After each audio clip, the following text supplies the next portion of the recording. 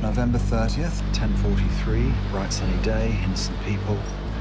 Truck approaches from the west entrance. Mate, you can't park here! 10:45.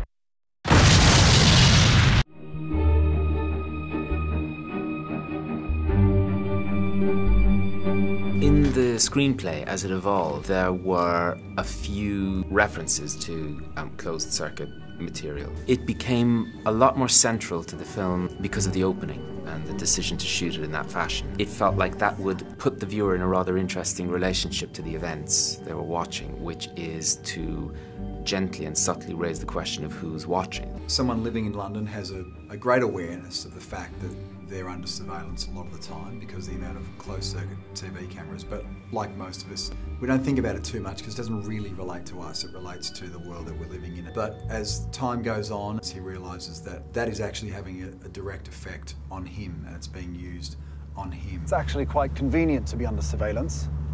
What's that?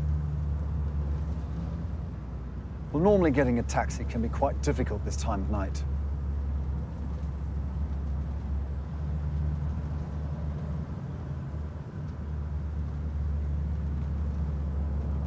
I see you're using more than one taxi now. That's a good idea. What did you say? It's okay. Apparently, I'm paranoid. You would feel the threat of what they were doing, and you would feel the presence of them watching our characters without actually seeing who's watching. I had a lot to play with in terms of I'd constantly feel the need to look over my shoulder and because somebody would be watching me. Adriano Goldman, the wonderful DP, would often say to me, do you want me to grab a CCTV camera angle on this scene? When we got into the edit and saw the power of some of that material, we began leaning on it more. It gave such an extra dimension. If I'm going to challenge that, I need to know everything. And when we looked at it afterwards, it became very interesting. And then the idea of dividing the screen became interesting. The train station at the end, where the three of them are, and we ran the material simultaneously. We had, one angle on it, but we repeated it with a variety of lenses. We're in the apartment, and where she comes in and looks and sees something startling, we realise that she thinks that two of her books are in the wrong order, and as somebody who